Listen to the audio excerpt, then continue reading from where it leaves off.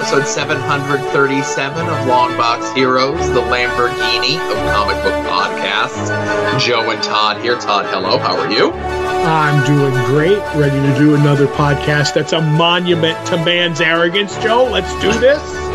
Oh, my goodness. What brought that about? I don't know. I just like the phrase, so... Well, let's get right into it. I don't know how I could follow up that, Mm-hmm. Free Comic Book Day 2025 is starting to take shape. We have some information, what's going on with distribution, which is something I love to talk about since I can't talk about sales numbers. And a bit of viral marketing that we will speculate on, which is one of the few things that we do, in fact, speculate on. Conventions this weekend, of course. Becky has a little bit of a detour on my walk down Lois Lane, but trust me, it's a good one. We're going to talk about the latest issues of Amazing Spider-Man 61 and Absolute Batman #2. Those are the latest issues. Those are the ones that we're going to be talking about. We're going to talk about what we're looking forward to coming out this week. We're going to give you the reminder about the contest that we have in conjunction with CLZ, one of Todd and I's favorite apps. We're going to talk about Action Comics and Secret Six in Todd and Joe Have Issues, because we've got to double up a little bit to make it to the end of the year. We do have a Todd's Art Attack, maybe the best one of all time, and no TV talk. Wait, we're not just going to re-talk about Penguin all over again? Well, I could spoil this for you. Because the Blu-ray of Penguin, the full season, doesn't come out until February, I'm not getting it for you for Christmas. Oh, well, that would have been a good gift. And I was seeing a lot more stuff about Penguin popping up in like fan theories and stuff like that. So sure. Obviously the one was what the mayor's office kind of looked like in the background. And then the other one that I saw was maybe that doctor who was helping Sophia could be Scarecrow in like upcoming stuff. So I don't know, but I got the Penguin talk out of me. So we're good to go. Yeah, that was my buddy Joey, the world famous Joey Schutz, who pointed out the owl. He was the first one, at least, that pointed out to me, Yeah. And Matt showed me some stuff that was like online that maybe he's the Scarecrow. He has some stuff in his office that looks like a Scarecrow mask, and that weird, in certain video games and stuff like that, syringe finger glove kind of a deal for the toxin, the fear toxin.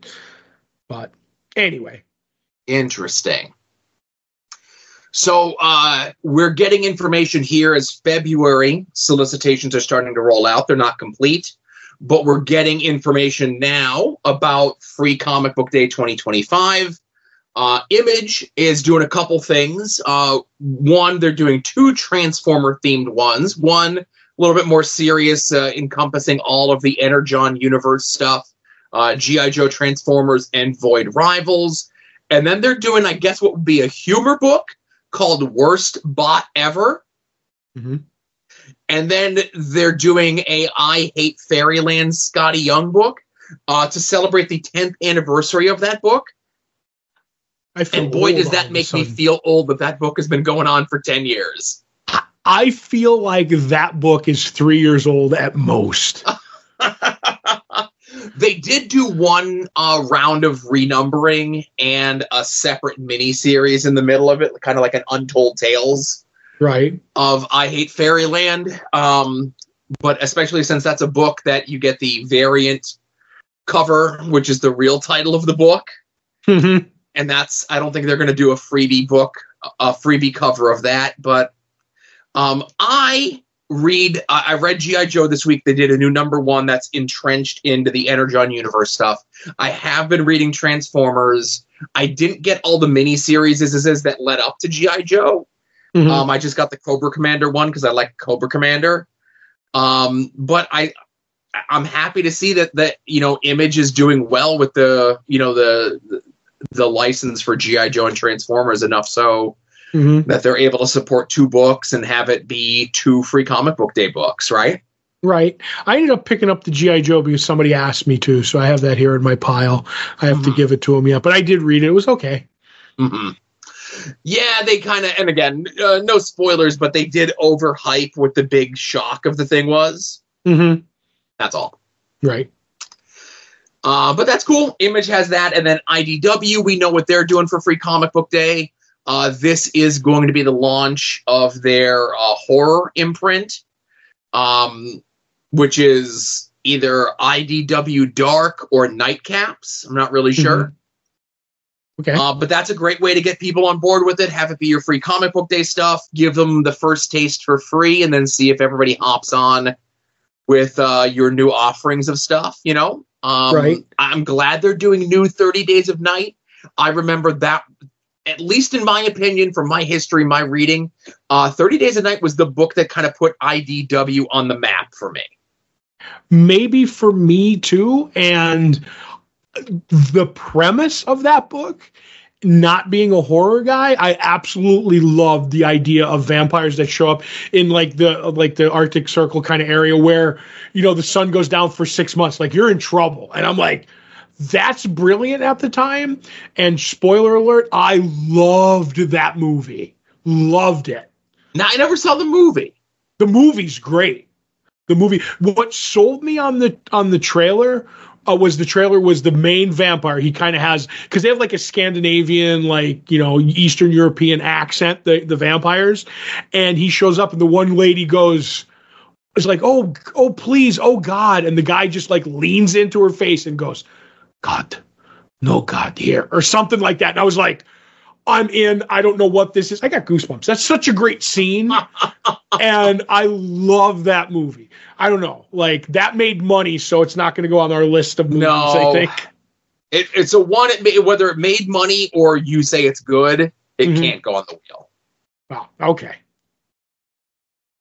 Especially if it's both, we definitely can't put it on, right? Right. Because there's I think one on the list that didn't make money, but it was really good to me. So, but gotcha. So you gave me that one, but like that's why like books like Snowpiercer aren't on, or movies like Snowpiercer, which was originally like a graphic novel, and it was a movie, and it's a TV show now.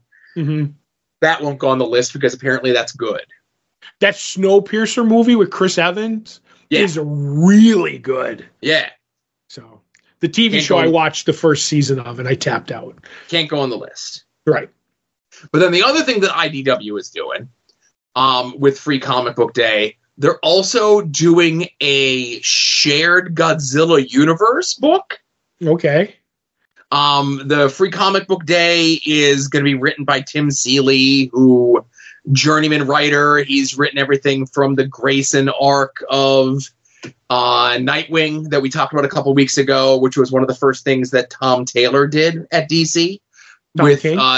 Tom King. Yes, my apologies. Tom King with Tim Seeley, most notably with Hack Slash, the indie book that he did there. And he's been, you know, his name has been bandied about again as like, he is the non-Marvel Christos Gage.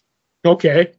Where like, you know, whenever there's like some sort of like, oh, we got to add something else at Marvel, Christos Gage is like the guy that comes on who, and again, I hate to use the word journeyman writer because I feel as though that's a little disrespectful to him.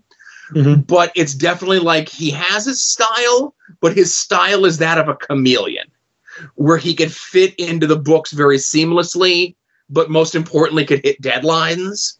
Right. Whereas Tim Seeley feels to be the guy that does that for like horror stuff and DC stuff. Fair enough. Now, do you have any interest of an ongoing shared Godzilla comic book universe? Well, I'll say this. I read the JLA Godzilla book and I loved it. That was that was way better than it had any right to be. But Godzilla in a comic, other than it was cool seeing JLA fight them and stuff like that, doesn't work for me in a comic because he's a like destroyer of worlds, and that's kind of tough on the printed page as opposed to a guy stomping on models, if that makes any sense. Sure. I don't know. It just doesn't translate well to me. But that being said, I may give it a try. I don't know. I think, you know, to get in some of our off-air conversation, go subscribe to the $100 tier for this. Godzilla is Nick Kroll. Oh, okay. Where, like, he can't support his own book, but when he's in there with, like, other people, whether it be the Justice League of America or Charles Barkley, I'm there. Okay. What about when he fights Bambi? Is that another one? That's that's a little bit shorter, but yes. Yeah. I'll say this too. I did see your other co-host, Adam, tweet out making fun of the Godzilla Transformer. That yes. He was just a Grimlock. And I just want to say this. Grimlock is just a transforming Mechagodzilla. Take that, Grimlock. Mechagodzilla was around first. Poor Grimlock. Yeah. Meet Grimlock, kick butt.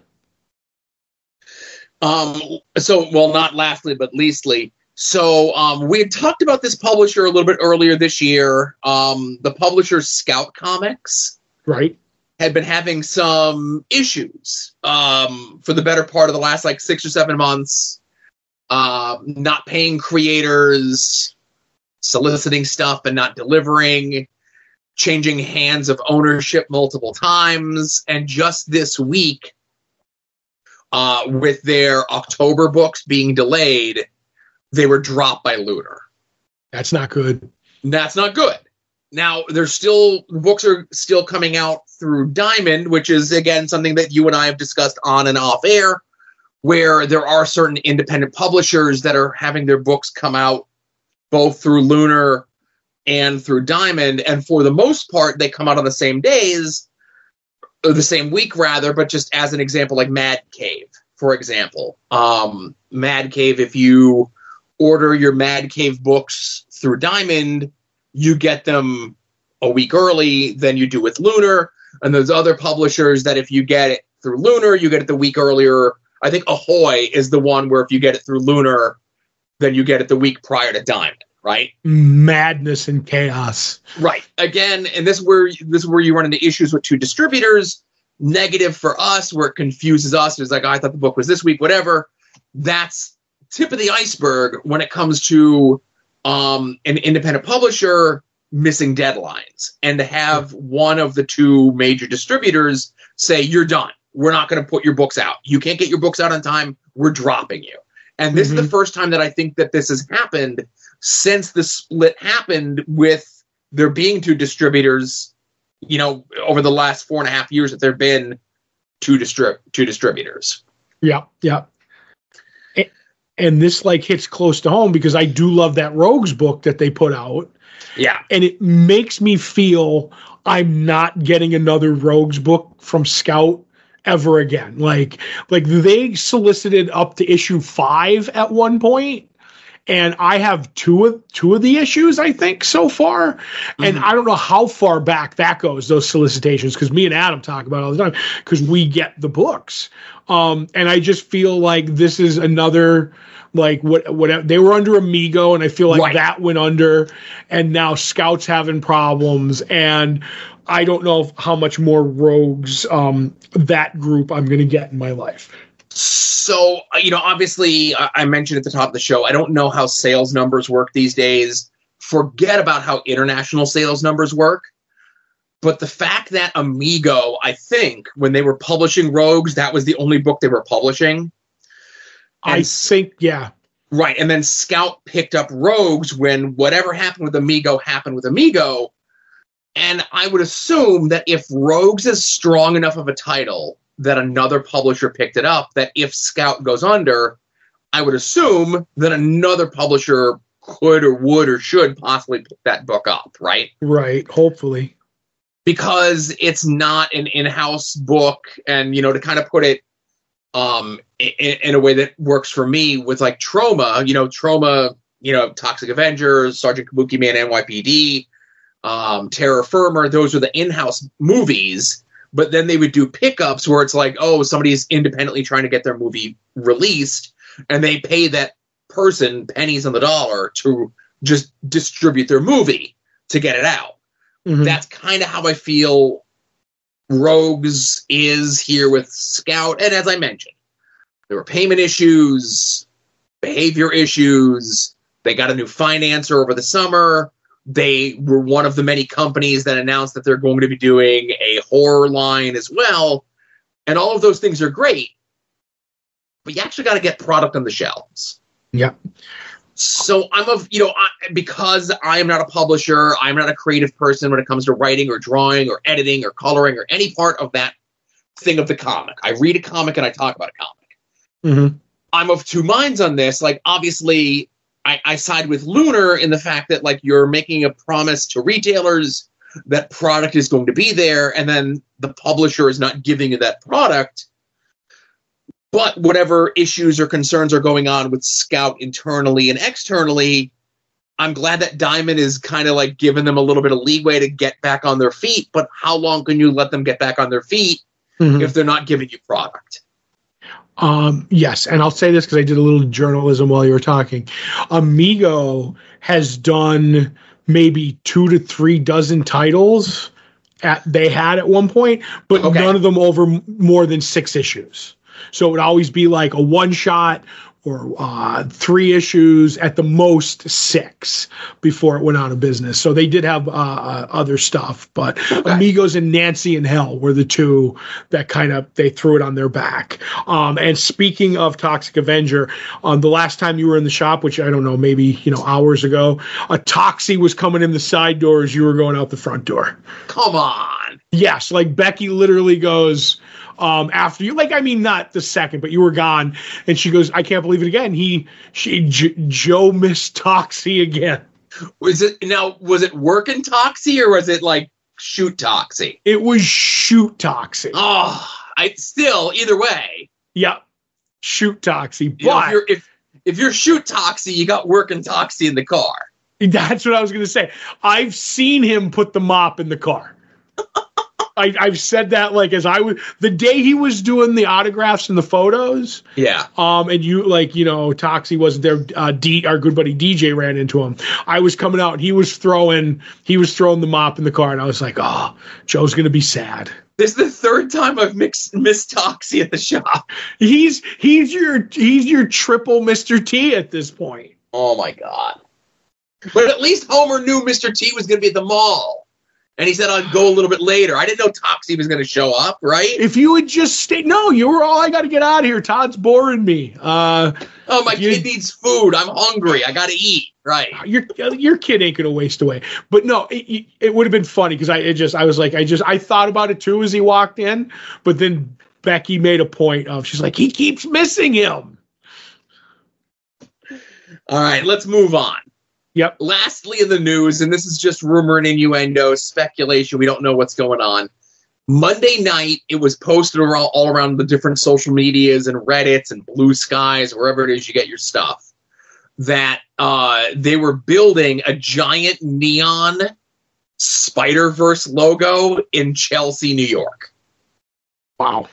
Now, again, is this just some people going to business for themselves? Does this have to do with the video games, plural? Or is this going to be part of some sort of big announcement for where part 2 of Into the Spider-Verse is coming out? I'm hoping it's the latter.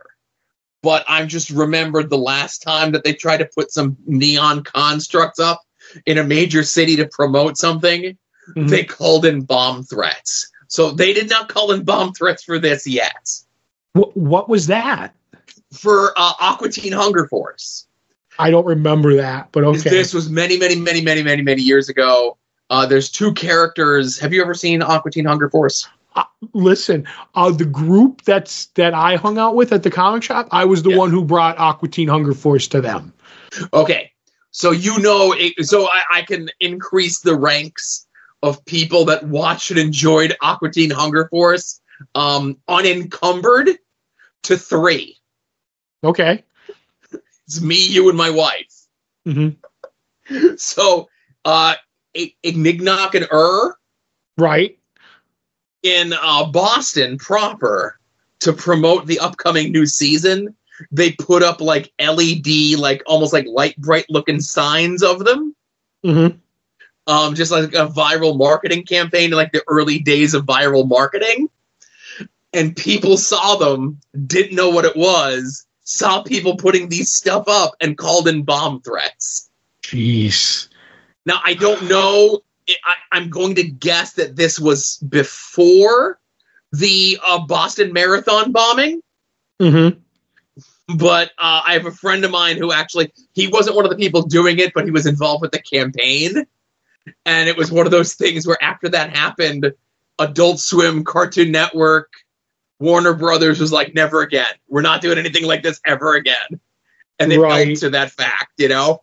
Right.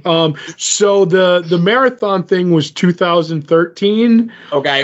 And according to Wikipedia, the most trusted source in bomb threats is it was called, this is what it's called when you go to it, is the 2007 Boston Moonanite Panic. There you go.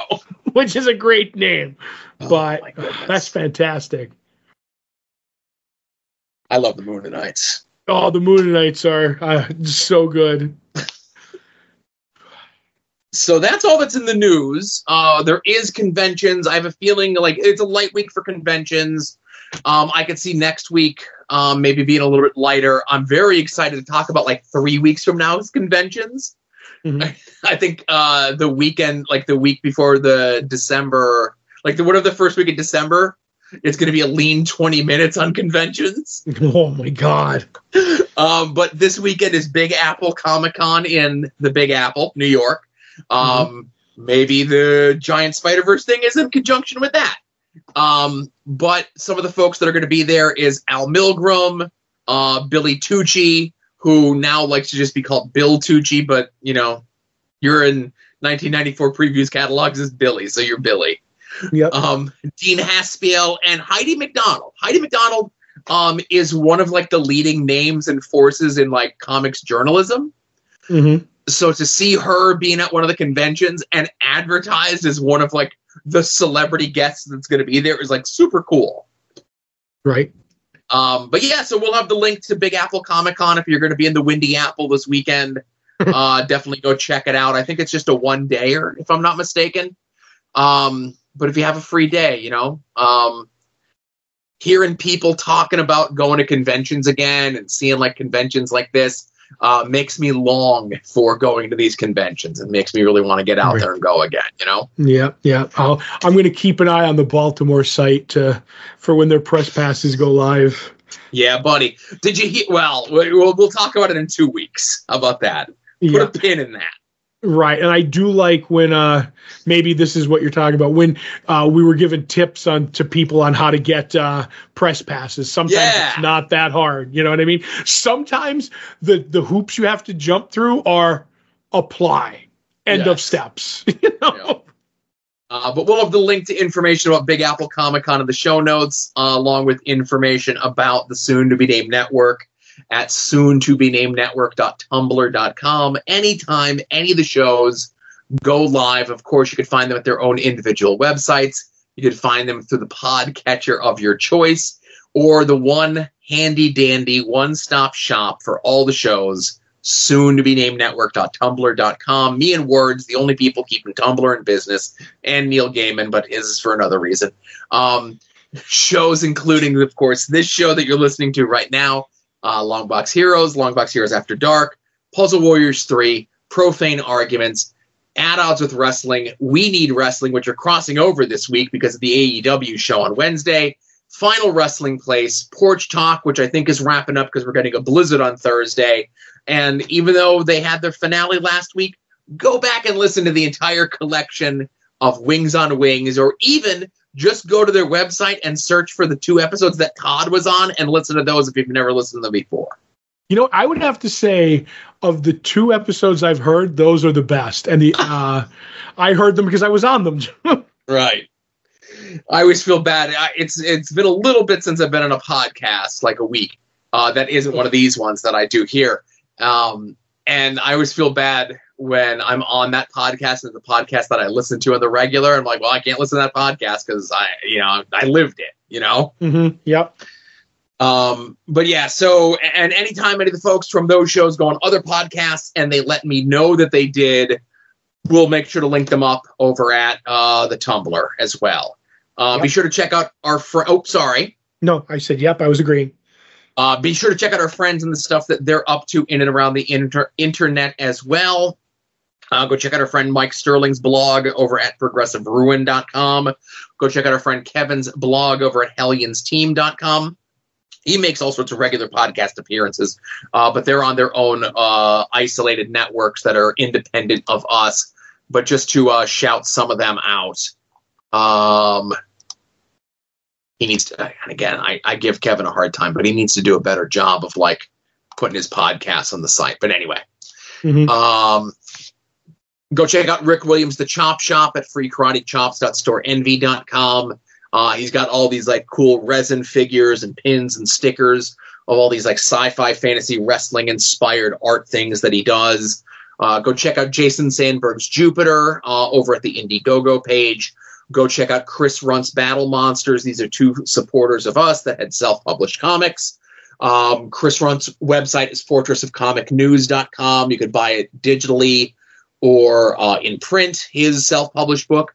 Our friend Davey of the band Cave People, he has his own self-published comics over at cavedomaincomics.com. He has been posting art for the upcoming project that he has coming in 2025, so I'm very excited about that. And, of course, if you do not have a comic book store in your area or you do not have a good comic book store in your area, let our store be your store. Comics on the Green. Dave and the crew link up to the Facebook page. Previews of the books on Tuesday. Announcement to come pick up your books on Wednesdays. Announcements of new latest and greatest books that are coming out. Only because it's here and Dave and the crew do a good job of this. And I said that I'm going to do a better job of this, and I'm going to make it a concerted effort to do a better job of this. Kyle Stark's upcoming Dark Horse book, the final order cutoff date for that is December 2nd. Not this Monday, but next Monday. So if you do not have it on your list already, make sure that you get it on your list, and that would be Those Not Afraid is the name of the book. Like I said, final order cutoff date of that is December 2nd. As those things come up a little bit closer, I'm going to do my best to remind you, the listeners, of that sort of stuff so that you don't miss out on the books that we enjoy from creators that we enjoy. I agree. And, of course, you can sign up for Comics on the Green's mail order subscription service. Get your books mailed to you weekly, bi-weekly, or monthly. And if you do, there's a chance that you could get a sketch on the package from our good friend Becky, who we're going to turn things over to now for my walk down Lois Lane. Welcome back. In my Gladys Parker episode, I said if I could be anyone in comics, I would want to be her. The fashion line, the comics, the being friends with Catwoman, that's living the dream. But if I could interview anyone from comics, living or dead, and buy them a beer, it would be Israel Waldman. Who is Israel Waldman? Well, strap in, and today I'm going to tell you about a man who skirted copyright infringement like Bugs Bunny skirts Elmer Fudd's hunting rifle. So let's dive in. As most of you know, the seduction of the innocent child and the rise of the Comics Code put a lot of these smaller comic companies out of business. This is where the rise of Waldman begins. Waldman, the opportunity master, purchased many letterpress materials from these defunct comic companies. He picked up everything from westerns to romance to kids' books to sci-fi and horror. And then using Eastern Color Printing Company, who published nearly all of America's comics at the time, Waldman began putting out IW Publishing, aka Super Comics, in 1958. Between 1958 and 1964, Waldman published 332 individual issues across 118 titles. 331 of those comics were, I'm going to say, reprinted from other comic companies. After going through his defunct yard sale material, he made some from still active companies. Some companies he reprinted from were Avon, EC, Timely.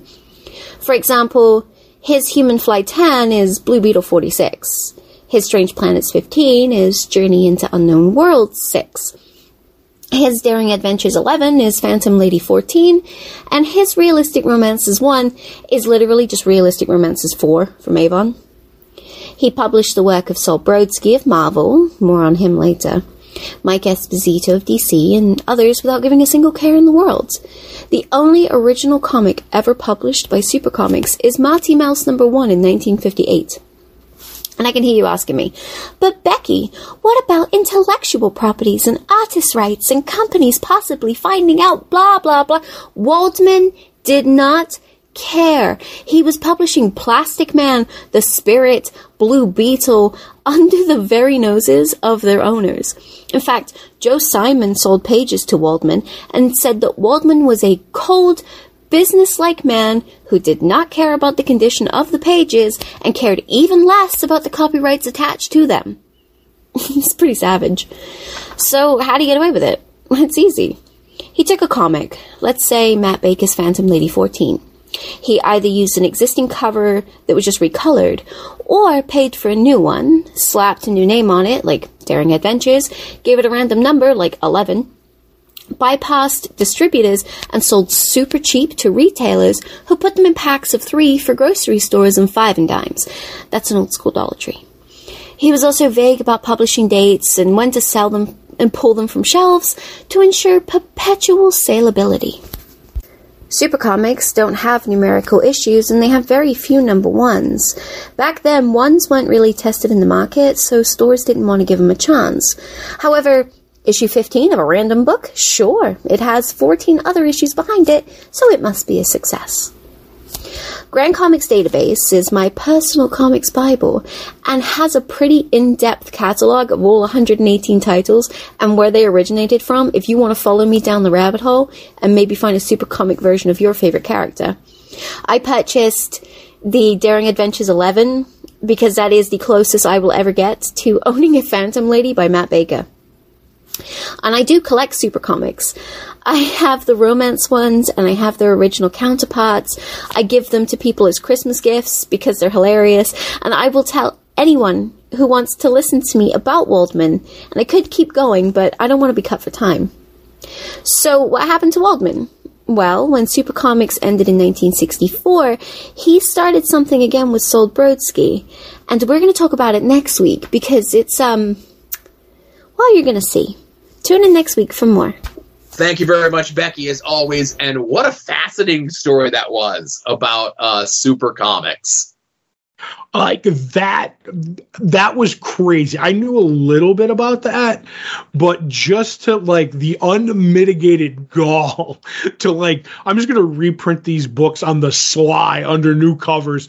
And, you know, I'm just going to do some different places where they're being printed. Like he was running so many, and she said it, opportunities. It's fantastic.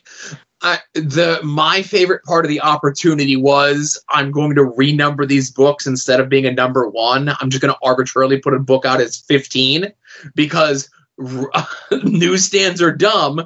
A number 1 won't sell, but a number 15 obviously sold 14 previous ones. So obviously I'm going to sell it, right?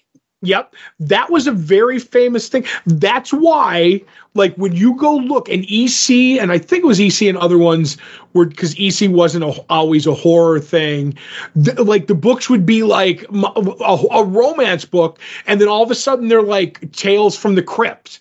And that's why in the Silver Age, when they relaunched Barry Allen, The Flash, they just took the numbering from the old Flash comics, 105, because Flash, the Golden Age ended at 104, and it had been a decade since they came out, but that was the thinking. A comic book that has a high number has a track record, so we're going to buy it. And the bit where he had, like, ambiguous, like, cover dates, because that was the thing. Like, that's why you see coverless comics and like, partial missing covers. It's like, oh, this is the newsstand edition. I didn't really buy these. I go back and I get credit for them if I rip the covers off and stuff like that. And I just send that little piece back. They're ruined now. But he's like, oh, if I just do, like no set numbers, they would sit on the rack longer. There was a whole bunch of opportunities companies ran under those cover dates so they could stay a little bit longer. And that's why to this day we have comics with cover dates 2 months ahead, if that makes any sense, because it's almost like comics could be a shady business, but that doesn't sound like what I like. So so I know Becky said she has a follow-up for next week. I'm very excited to hear that. Of course, Becky does tons and tons of research on these sort of things. And, she was giving me some, when I was at the shop the other day, and she was telling me some of the ideas that she had coming up for future installments of this. I'm very excited. She found one shortly after you left that I am fascinated with. That's just a big advertising opportunity. And I was like, this is fantastic. It's great. So, and it's and I always say I like these things, I love the Lois Lane stuff. Just because of the weirdness and the quirkiness of those Silver Age books and, where they fit into the canon and stuff. But the history that Becky digs up is, I like old books. I like old history. I like to know the stuff that's not talked about so much. It's almost like comics, like Batman and Superman came up in like 1939, and then nothing happened in comics until Marvel in 1963, right? I don't think anything happened till right around 1992 or 3. According to some people. Right. But I'll say this, and, don't tell her if you see her. But when it comes to the show, right? I'll edit this I out. don't think she listens. So I'm just telling it's between me and you now. Like, I think her heart belongs to the Romance and Lois Lane comics. Yes. But I do think her strength is the history stuff. Yes. Because she's good. Like, she loves what she loves, but the way she digs her teeth in to the history stuff, there's a different, like, bounce in her step when she does the history stuff. I don't care what anybody says. It's all good, but, like, I'm blown away by the history stuff. So, like I said, don't tell her. Absolutely. Let's get into what we read from this past week, Todd. Where would you like to begin?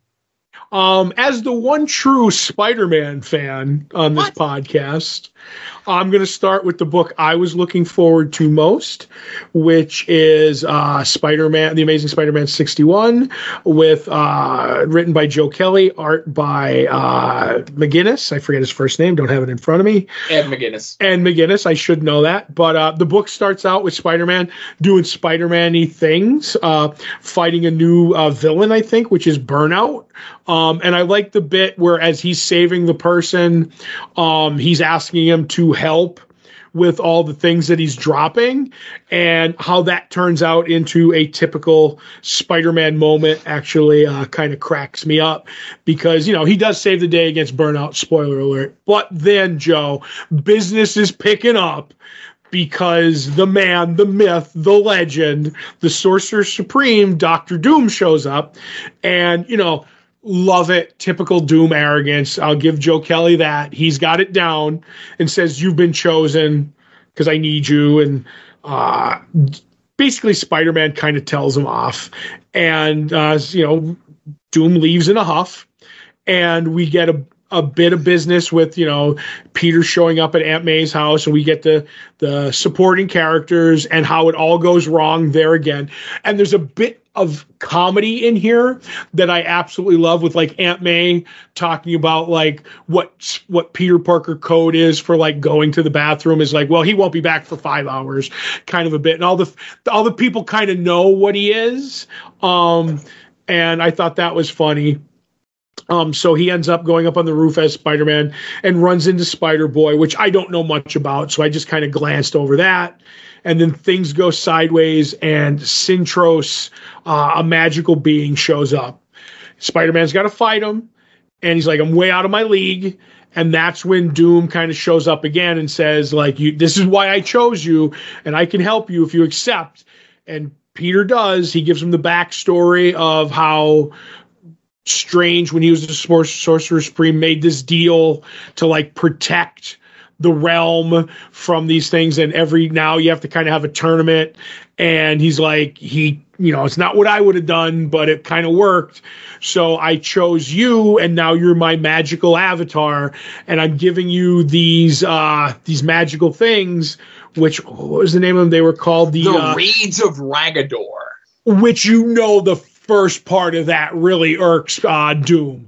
Something about that word, the reeds, which end up giving him special kind of, powers, which might weave into the 8 deaths of Spider-Man, and we get a cool costume change because now we get the magicked up Spider-Man, like with his webs, wicked webs of Wondergore kind of a thing, and he ends up, having to fight the 8 creatures that are in this kind of contest. And I don't want to give too much away what the reads do, but there's a cool bit with that. And there's some news to me as to who he meets when the reads are doing their business. And it's like, oh, okay, I know that character, but I don't know why he's playing that role. So that's intriguing to me. I found this very interesting. I hope Doom runs throughout it, but Doom got me through the door. The story got me to stay. Okay. Yes. So, I'm genetically predisposed to like Spider-Man, written by Joe Kelly, art by Ed McGuinness. We're going back to 1997 Deadpool, back when Deadpool was cool. So I'm in on board with this. We get tons of Spider-Man banter, and it was like up-to-date banter, like almost to the week. There was like pop culture references that happened like 2 or 3 weeks ago that were in this, Mm-hmm. And I say 2 or 3 weeks ago, like if in the next issue Spider-Man drops the Rizzler shoot name, then I know something's up, right? Okay. Which I'm going to leave at the very end of the show. You have to stay tuned to the very end to find out what the Rizzler shoot name is. So then you get like the relationship stuff. So all that stuff is great. Of course, Doom is like the variable in all of this. Now, I will never admit I enjoy Doom. I don't love Doom the same way that Todd does. You felt as though Doom's representation here was worthy, was on note, was it wrong, was it what have you? I thought it was close to as good, perfect as Doom as you could get. At first, when he shows up and Spider-Man kind of tells him off, Doom wouldn't leave, if that makes any sense. But Doom knew what he was doing. When you get to the end, he knew that he was going to run into this guy and he would need him. So he was kind of like, you'll be begging for me, if that makes any sense. And he does. He's like, do you accept my terms? He's like, yes. Please just help me. So it was okay in my book, if that makes any sense. There was a minute where I was like, oh, I don't like this, but okay, Doom's ahead of everybody, and I'm fine with that. Now, the question I would have for you, and this is the only concern that I have with the book, and again, no spoilers, of course, because Doom goes through the whole big rigmarole with the 8 scions of Sidorak that Doctor Strange would have to battle, right? Mm-hmm. And in this iteration, Doom, the new Sorcerer Supreme, picks Spider-Man to be his champion. Mm-hmm. Is Doom not fighting the 8 scions of Sidorak because he's Doom and he feels it's beneath him? Or is there some other reason that he can't? I'm going to guess because of, like I said this before last week, maybe. I think there's a reason, because I'm with you. If Doom says something's beneath him, I'm fine with that reason for him not doing it. But I don't think he was ever there, if that makes any sense. I think he's projecting himself, because in the Fantastic Four books, I told you this, he has that dome over Latveria, and he's planning something. And I think he has bigger fish to fry. And he's like, I'm going to let Spider-Man do this. Now, okay, so that's, again, maybe I'm not being clear in regards to this. Yes, Doom, as the new Sorcerer Supreme and the ruler of Latveria, may have bigger fish to fry. But wouldn't this, one of the main things of being, that we're just finding out about today, one of the major things about being Sorcerer Supreme, that the Sorcerer Supreme handled himself, that Doom is this going to be something that comes up later in the book, that Spider-Man's like, oh, what, you were too chicken to do this yourself? Or I think it'll be explained later. Yes. Okay. Or is it just as simple as like Doom is like, this is beneath me. So like, who can I get to do this for me? Right. Mm-hmm. But then, obviously this is a very important task, whether it's beneath Doom or not, for him to pick Spider-Man to be the one to do it, kind of puts Spider-Man like, hey, Doom thinks pretty highly of Spider-Man. That's pretty good, right? Mm-hmm. I always knew I liked this Doctor Doom character. Well, it is kind of explained in the thing where he goes, because of what happens when the Reeds do their gimmick. Sure. He tells him that there's nobody in this world who has primed the pump for having pain in their life more than Peter. So he's more than suited for this task. And I think Doom could say, like, Doom would go, I could withstand anything. I could withstand anything better than you, but because and this is what I think is going to happen, because I'm busy, you were definitely the next best candidate because of all the pain you've had in your life. I still think there's something more to this. I do, and I'm willing to give Joe Kelly like the run to figure it all out. Sure, but I do think there's something more. Okay, but I enjoyed this. I'm glad you enjoyed this. I'll be happy to have you on board with Amazing Spider-Man as long as it is Doom-centric. Yes, definitely. Maybe you can keep me around afterwards, but I'm on as long as my man's there. So yep. So the other book that we're going to talk about from this past week would be Absolute Batman #2, written by Scott Snyder with art by Nick Dragotta. This is the continuation of Batman. This iteration of Batman and his battled with the party animals.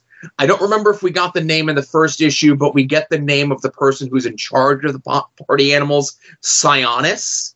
Mm-hmm. And of course, the narrative of this, Batman is the main character. His name is on the tin, as it were, but everything is pretty much told from the vantage point of Alfred. Alfred, who doesn't have the same relationship with Bruce Wayne here that he did in the normal universe. It's almost kind of an adversarial relationship, but not really an adversarial relationship. They're both working for the same thing, but they both have different methods of going about this. A majority of the A story is whoever is in charge over Alfred is giving the message, giving the word to Alfred that whatever protections he has that is allowing Batman to do what he does are being taken away. Mm-hmm. But obviously, Alfred is now invested in whatever Batman's crusade is, and we get the information of him discovering and following what Batman Bruce Wayne is doing and his network of caves, if you will, that he has in Gotham City. But I want to talk about, and again, all the A story is great. I want to talk about the B story, where Bruce gets together with the old gang to play cards. My favorite part of the book, but go ahead. Yes. Again, my favorite part of the book. We got the tease in the previous issue, of course, that young Batman Bruce Wayne grew up with the people who we would recognize as his rogues gallery, his villains, arguably the second best rogues gallery in all of comics.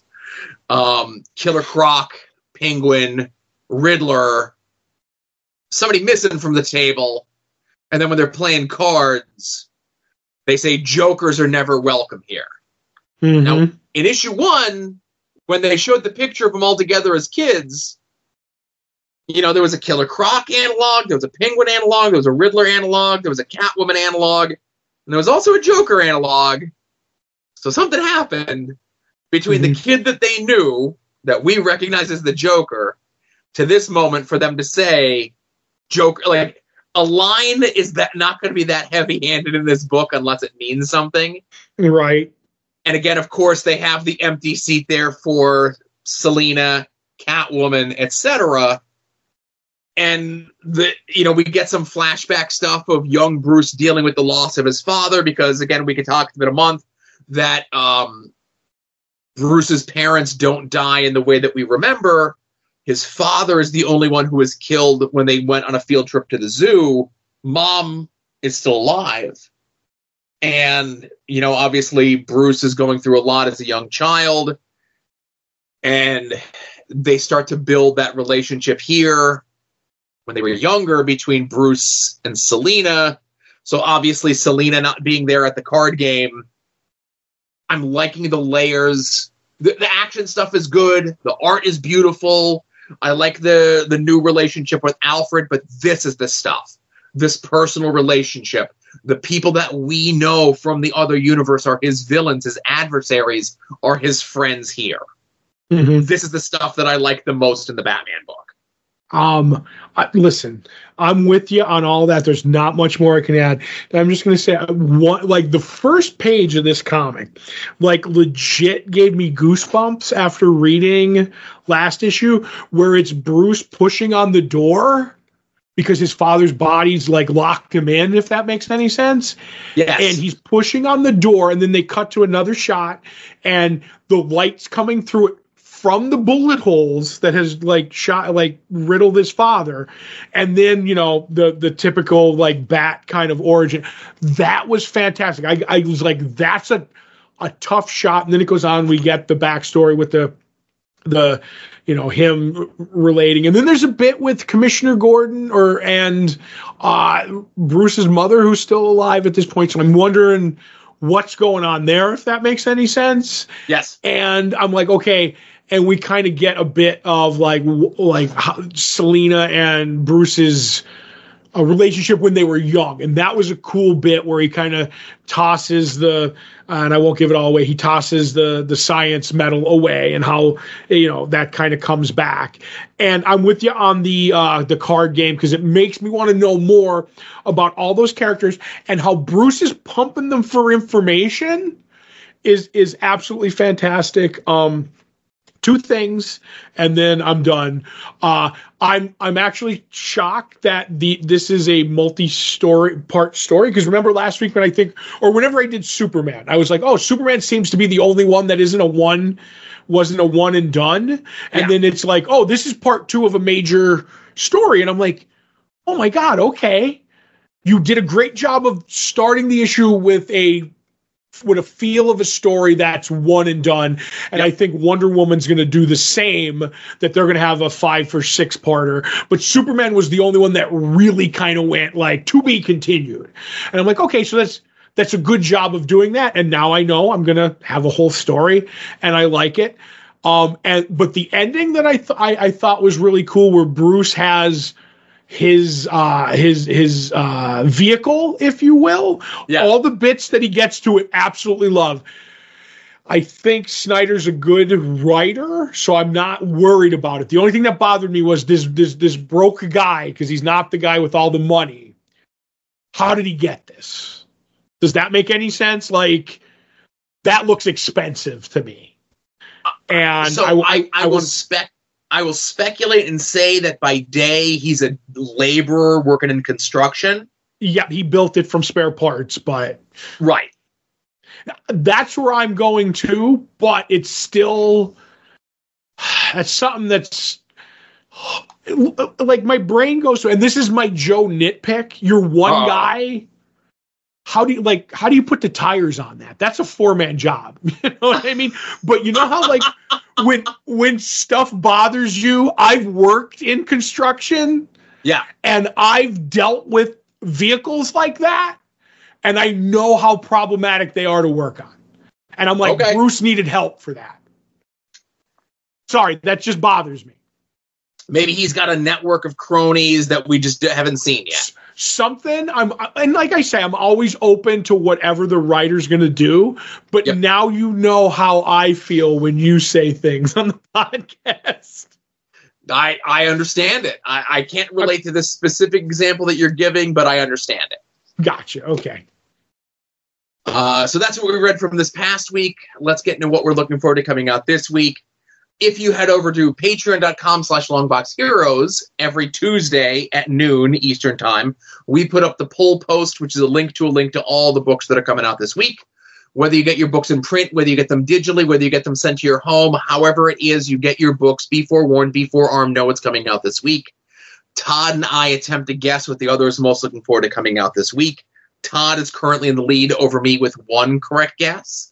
I'm going to look at Todd's list, take a shot in the dark, and say the book that you're most looking forward to coming out this week is Where Monsters Lie, Cul-de-sac #2. It is the book I'm looking forward to most.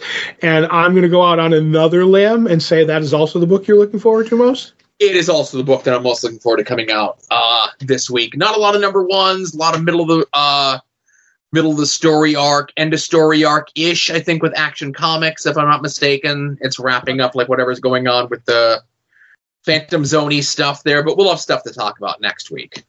Yep. Plenty of stuff. And hey, I haven't gotten a chance to do this. Usually I do it Wednesday morning with all of my cataloging of stuff, getting ready for the next week and the week after, going through the aforementioned Diamond and Lunar sites and everything else like that. But one of the things that I do is I catalog my Wednesday books. I have them in my notebook. I got them in my spreadsheet. I got them in another spreadsheet. And then I got them in my CLZ app. Todd and I love the CLZ app. My friend Chris got me into it. I got Todd into it. And together we've gotten more and more people into it. And we're hoping to get more people into it because the nice folks over at CLZ.com, they do a bunch of other collector apps for books and music and games and movies, but we're comic book people, so that's what we're doing here. Normally it's $19.95 a month for the subscription, but I say it's worth it if you're into cataloging your stuff, knowing what you have in your collection, where it is in your collection. They have great customer service. The books are loaded up Tuesday with, if not all, I would say like 90% of the variant covers if you're a variant cover person. And there's not a lot of stuff that they're missing. Obviously your big guns, your Marvels, your DCs, your Images, your IDWs, your Dark Horses are all in there. But even the smaller titles are going to be in that CLZ. They're really on top of it. If I didn't say their customer service is great, their customer service is great. So they have partnered up with us that are allowing us to give away a subscription to the service for a year for free. All you got to do is send us an email over at longboxheroes@gmail.com with CLZ giveaway. C as in cat, L as in Larry, Z as in zebra. Giveaway in the subject line. We are going to take submissions up until the first week of December. We're going to do the drawing live on the air, and then we're going to mix you guys together. Now, if you by chance are already using the CLZ app, and you should be, this will just give you a renewal. This will take the place of your next year's renewal. If you're new to it, I think you're going to love it. You get that first year taste for free, catalog all your books, and it's really easy to catalog your books. You can scan them. They have multiple ways to do it. Like I said, pushing this app. I love the app. It's one of my favorite things to do as a collector of comic books as much as it is as a reader of comic books. Yep, I concur, though. The only thing I will correct you on is it's $19.95 a year, not a month. Oh, if I said a month, my apologies. Thank you very much. Yeah, at the beginning of it, you said $19.95 a month. No problem. I just want to set that straight. And I'm with you. It changed my life in cataloging my comics. I did it different ways. I'm not going to say the ways I did it, but then when you told me about it, I was like, this is the best. And I did, 13,000 comics in no time with it, with both the different ways from scanning to punching it in, manually, whatever. There's wonderful ways of doing it. And it even helped me, do things that we need to do for the show, like get in the next reading order of what we're doing for our have issues thing. And I'm like, yes, this does so many, and I won't say tricks because that demeans it, but like just does so many cool things that you could be like, oh, I need to know what order I got these in. Like, so what year did they come out? What month did they come out? Like, there's so many different options to like the way your books are displayed. It's absolutely fantastic. Yep. So like I said, send that email over to longboxheroes@gmail.com, CLZ giveaway in the subject line. And the first week of December, we'll do the drawing and see who gets the free taste of the CLZ app that Todd and I love so much. Yep. Another thing that Todd and I love so much is Todd and Joe Have Issues, as we have been rereading all of Gail Simone's Secret Six. Now, we had to double up a little bit here. We had to add an extra book in here that wasn't written by Gail. It was written by Paul Cornell with art by Pete Woods, and that was Action Comics 896. Again, I'll be the first one to say, I was like, no, we don't need to read it. But then when I peeked at issue 29 of Secret Six, it literally says, don't read any further until you read Action Comics 896. And I'm like, well, I guess we got to add it. And here we are. We add it. So we had 2 books this week. We're going to have 2 books next week. And then the week after. And then it's just a smooth sailing Ashley Remington from here. But the long and the short of this is Lex Luthor hires the Six to do a job for him. Now, let's talk about, let me get the Secret Six stuff out of the way in Action Comics first, right? Mm-hmm. And essentially what it is Lex hired them to be his ace in the hole regarding his upcoming dealing with Vandal Savage. And of course, Vandal Savage, Scandal Savage, his daughter, former leader of the Secret Six, right? Mm-hmm. So Lex offers them a big, crazy reward that we don't find out until the Secret Six issue. She only tells Bane, and again, when we get to the Secret Six issue, we'll get into that. But then we have this stuff in here with, like, Amanda Waller and Mr. Mind, which I don't remember. I don't remember any of the... Like, I read this book because I was a Paul Cornell fan. Yeah. Just a side bar, because he was a writer for 3 of my favorite episodes of Doctor Who in the 2000s. He wrote Father's Day, and then he wrote the Family of Blood 2-parter, which are fantastic. So I was like, oh, I always liked Paul Cornell, and he went on to write other things that I always follow him because of stuff that he did that I really liked.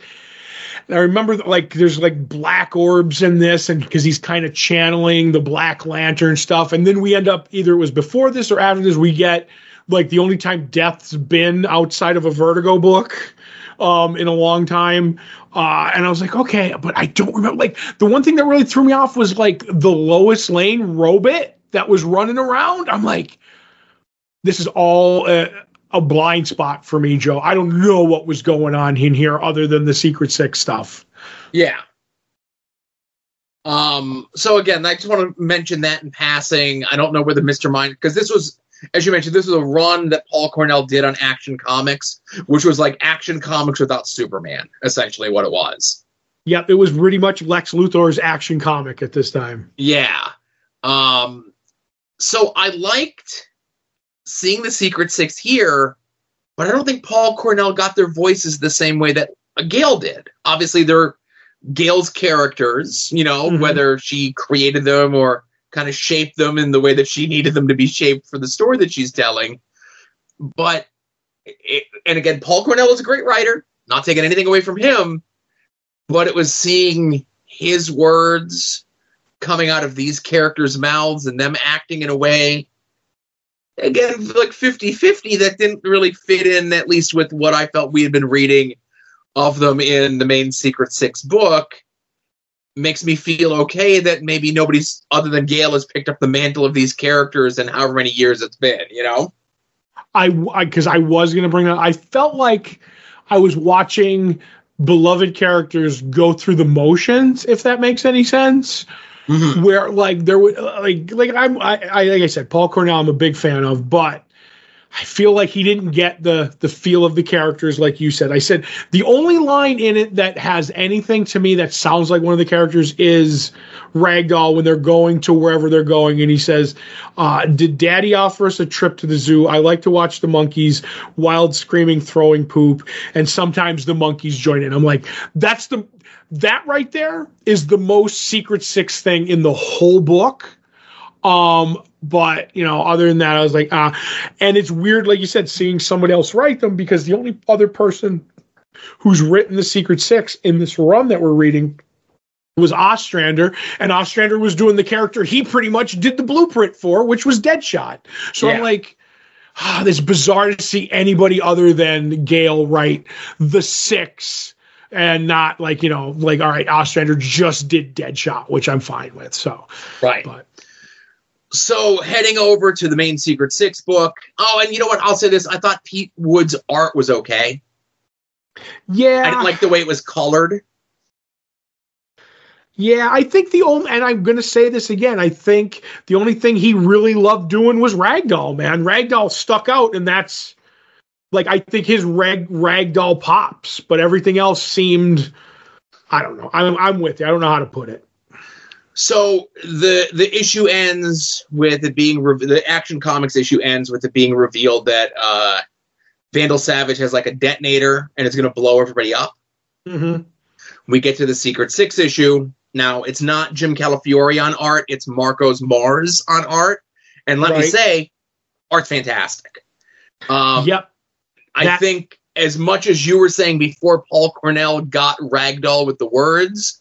I think Marcos Mars loved drawing Ragdoll in this. And yes, a couple times the Ragdoll was maybe a little bit exaggerated. Maybe the mask was a little bit more frowny than it typically is. Mm-hmm. But he nailed everyone and everything in this book. Yep. And I get a strange Sandman vibe when we're getting the story told from the angel that is Ragdoll. It just made me feel like, the two angels that were in that Sandman run. But I'm with you on the art. He crushes it in this. Right. And, we get the battle here. We get the agreement that, why Lex had hired the Secret Six. And essentially the long and the short of this is that Lex set this up so that he could get Vandal Savage into a position where Vandal Savage has to admit that Lex beat him. Yep, because the only thing that he would have leverage over Vandal on is Scandal. That's it. Yes. Because he wants her to run the whole operation. That's his heir and stuff like that. And he's like, but if I just kill her, there goes your heir and everything. And he's like, okay, that's it. It's the one thing. And then we get the story of actual why Scandal hates Vandal Savage. Obviously he treated her bad, but we get the true story of what happened to Scandal's mother. And I thought that was very powerful. And I actually completely forgot about it. Right. Because we did get the tease of that a couple issues back. And I say a couple issues back, where Vandal brings Scandal out for her 9th birthday or whatever it is, mm-hmm. gives her the weapons that she currently has, and then sicks all of his guards on her. Mm-hmm. Well, now we get to the point where how did she get those weapons? And granted, she mentions that her 9th birthday was bad, but I would say that her 4th birthday was probably worse. Mm-hmm. And I'll say this, there's the bit where obviously the truce comes to pass. And so Luthor's there and he's going to work with Vandal. They're going to work together. Now he's not going to be his lesser. They're going to work as equals. But Bane gives it to Vandal, which is a great shot where he's just like, you may go after Luthor for humiliation, but as the word of the man who broke the bat, do not entertain such notions of coming after us kind of a deal. And he's like, you have no perception of what you have given away when it comes to Scandal. And that fatherly thing comes through amazing again, as weird as it should have been creepy in the beginning. He's genuinely right. You've given up your daughter and you have no idea. You have no idea. And I really like that scene. Yep, very good stuff. And I think there's the bit where we find out what Luthor had offered them was their own solar system, planets and moons and all. And I think what's the word that he says that she says that it was it's filled with willing concubines and all that sort of jazz or whatever it was. Mm-hmm. Yep. Yeah.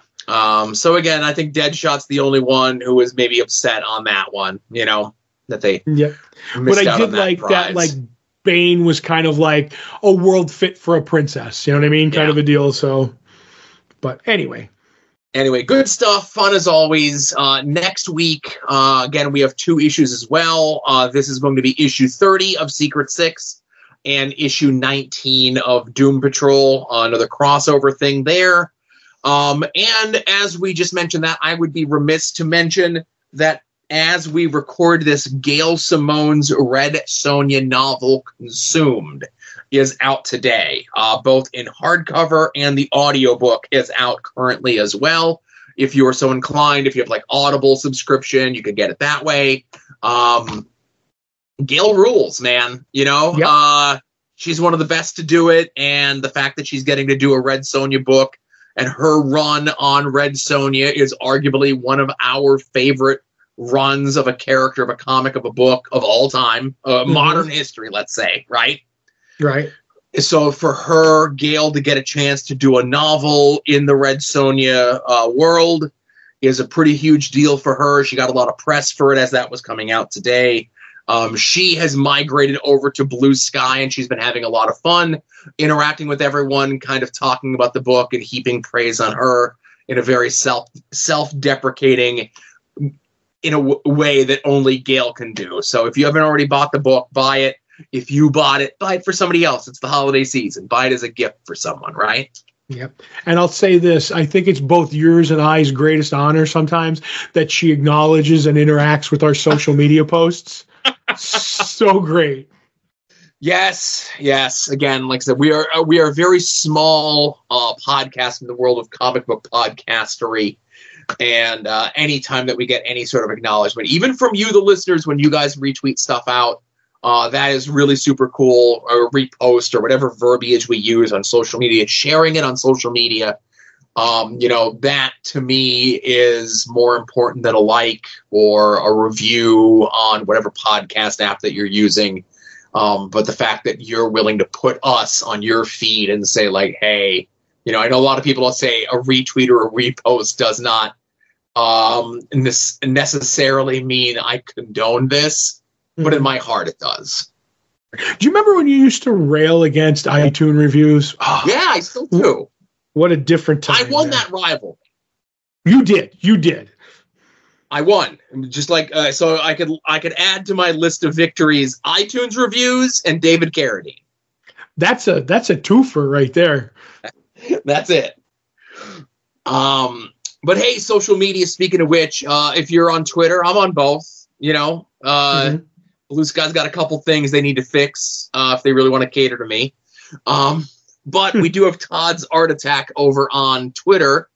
And yet again, Matt Mang, handle Mang Matt to make things more confusing, tweeted out that his recent order from Comics on the Green had art from young Josh stepping up for Becky's place with this Jim Lee quality rendition of two Wolverines kissing. Right. And the picture says, "I don't do jokes. That's Becky's thing." And hopefully that doesn't drive you batty. And it is from the infamous meme from the X-Men animated series where it says somebody pointed out that Wolverine is just two Batmen kissing, and I can't stop thinking about it. Right, which is a great bit. And then young Josh chimes in and he's like, "Oh, that's great. Am I famous now?" And if you're listening to this, Josh, you will be famous when you have your own segment called My Duck Walk Down Howard the Duck Lane. Until then, you're not famous. And if he's willing to record it and do the research it and edit it and send it to us, by all means, I'll add another segment to the show. Oh, fantastic. When Becky does load management, we could throw that in there. Perfect. So thank you, Matt, for contributing. Thanks for Becky for taking the week off. Thanks for Josh for your fantastic artwork. Mm-hmm. The group is locked, but if you're in for the soon-to-be-named network Pigskin Pick'ems, be sure to get your picks in. I'm holding steady at 38th place. I've been there for the last 3 weeks. I feel nice and comfortable. I'm nesting here on 38th place. Right. I don't feel as though I'm going to go any higher. I certainly hope I don't go any lower. Todd is currently in a two-way tie for 17th place. Mm-hmm. Not really sure what happened there. I goofed up, and I like to surge at the end, like I always say. All right. And I'm going to throw this out there because I know who mildly ill-tempered bassist is. I don't know who Phoenix is. I have a feeling I might know who that is, but whoever Aparo 9's pick is, if you're out there and you listen to this, let me know who you are. So, because right now I just really need to know the first couple to find out who won, because I know most of the other people by name, if that makes any sense. Yeah. So that one is the only one that kind of really confuses me. So okay. Yeah, let us know. Again, we're not going to if you don't want us to publicize it on the show, we absolutely won't. You want to keep your anonymity. Mm-hmm. We'll certainly provide that to you, but Todd is just curious. Right. Well, also, maybe we'll send you a no prize, too, at the end. So there you go. I still owe last year's winner a no prize. Right. Maybe we'll print up some certificates, Yeah. So, hey, you want to help out the show? There's a bunch of ways that you could do so. You can go and make any and all of your eBay purchases through our eBay affiliate link. Every show post contains affiliate links. We may receive a small commission on purchases that you make. You could use the affiliate link anytime you want. Just go ahead and bookmark it and buy stuff on eBay and support us at the same time. Yeah. I had to buy a second Rocky and Bullwinkle What's the Matter You sweatshirt for my dad because he refused to follow the washing instructions on it and feels that he will shrink it. So he wanted a larger one so that when he washes it incorrectly and it shrinks, it'll fit him. That's some good thinking right there. That's dad logic if there ever was one. If I ever get to that point in dad logic, somebody tell me to stop. I worry myself with some of my logic. So yep. But anyway, you could also go over to our TeePublic store. That is also linked up in the show notes here as well. With every episode of the podcast, 35% off. Designs inspired by this show, designs inspired by After Dark, designs inspired by the soon-to-be-named network. Like I said, 35% off any and all of the purchases that you make there. And I'll let you in on a little secret. If you wait a week and you buy stuff the last week of November, it's 40% off. Wow. Yeah. Buy now. If you really need it now, 35% off. If you could wait a week, 40% off. That extra 5% might be the tipping point, Mm-hmm, mm-hmm. You almost can't afford not to buy at that price. Exactly. But the best and easiest way to support the show is by going over to patreon.com/longboxheroes. You're probably listening to the show there now. You probably got the RSS feed from there, hopefully by now, because after the first week of December, it'll be the only place that you can get the show. I say this, you will never have to pay for this show on a Wednesday. You will never have to pay for After Dark on a Friday. That is never going to change. If you're a free person, you should get a private RSS feed link. In the last week, Patreon has changed things. Even as I was putting up After Dark on the Patreon earlier today, it was giving me additional things that weren't there on Thursday that were there today in regards to making the show easier to find through the podcatcher of your choice. After the first week of December, the only way that you can get the show is through whatever that Patreon link is going to be. Reach out to us if you can't find the show after December. Maybe, I'll help you out and we'll figure things out from there. But you could always throw us a couple bucks. As little as $1 a month, you're going to get 2 bonus shows from Todd and myself. One is Previewing the Past, where we look at 30 years ago, this month's previews catalog. The other is Comic Book Oddities, where we look at some of the more maligned, maybe rightfully forgotten attempts to bring comic books to the silver screen or the big screen, and they be, more or less abject failures. We talked earlier in the show, stuff like the 30 Days of Night movie or the Snowpiercer movie. They'll never be on the wheel. But this week, we're going to be recording the 1984 classic, Supergirl. And I will put it here and say, Todd showed me how the ringtone maker works today, and I thought he was doing magic. I will say, like, half the money we get from Patreon goes to me editing pictures now. There you go. But I legitimately, like, when I can actually do something for the show and I feel like I've stepped up, and me showing you that and doing the show image for this Patreon, Joe, I feel like I've accomplished something. I looked up into heaven this week and I went, Ma, your son's made it. Do you know what I mean? So like Supergirl is this month, Kraven is next month. We're watching that one, and then starting for January, we're going to spin the wheel again. We got a bunch of random stuff on there. We've been adding stuff intermittently through the year. I had to just re-up the list to Todd. If you want me to re-up the list as a post on the Patreon, I absolutely will. You also get the full scans of those previews catalogs that we talk about on Previewing the Past high quality, expertly done scans of those previews catalogs. And you also get access to the soon-to-be-named network Discord. All the shows on the soon-to-be-named network have their own little channel in there. There's all sorts of sports discussion, movies, TV, general topics and stuff. Come and meet the other listeners of the shows. Come and meet the other hosts of the shows on the soon-to-be-named network. $5 a month is going to get you those 2 bonus shows 2 weeks before everyone else. And it's going to get you After Dark 2 days before everyone else. So you can listen to these shows in the correct listening order. Yes, sir. Lastly, but not leastly, we do have one more TV note to mention. Coming up here, of course, we're going to dip our toe into the Star Wars Skeleton Crew to see how that one holds up. We're going to be talking about Creature Commandos on HBO Max, which, Todd, did you know that was a series? I do now. Okay. Obviously, Craven is going to be over on the Patreon for Comic Book Oddities. But Todd reminded me this week that there's a Doctor Who Christmas special. As there should be, by God. Now, there is not I don't think there's a separate IMDb link for it just yet. There's a lot of IMDb news pages for it. Mm-hmm. But again, it's not official for me. And again, we're going to see if I put my foot in my mouth here in regards to this. And again, I know the answer to the question, so I'm not even going to ask it and say, why are there 3 different entries on IMDb for Doctor Who? But I know the answer to my own fool question. And yes, there is their own separate thing. It's season 2, episode 0. Oh, which will probably be changed to episode 1. They did that last year. The episode name is Joy to the World. So it has an IMDb page. I'll have it noted up and everything else, updating my list. I have 2025's list ready to go as things get added and moved around and so on and so forth there.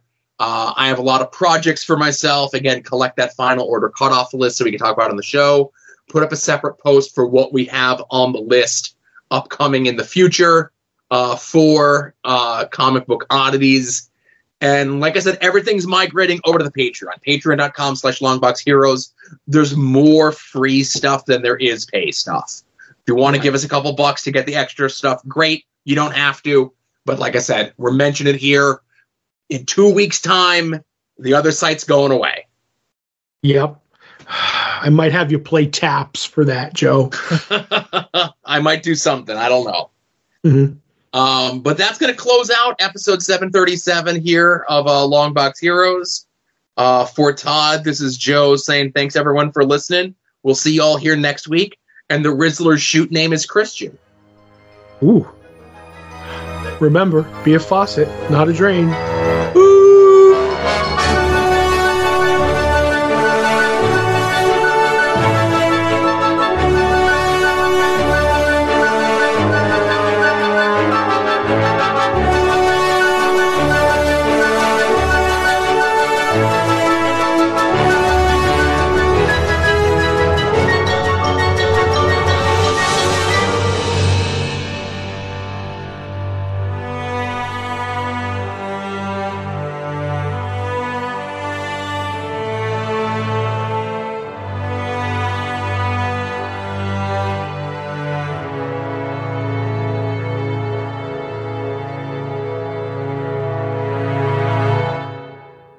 You're listening to the soon-to-be-named network, the Lamborghini of podcast networks.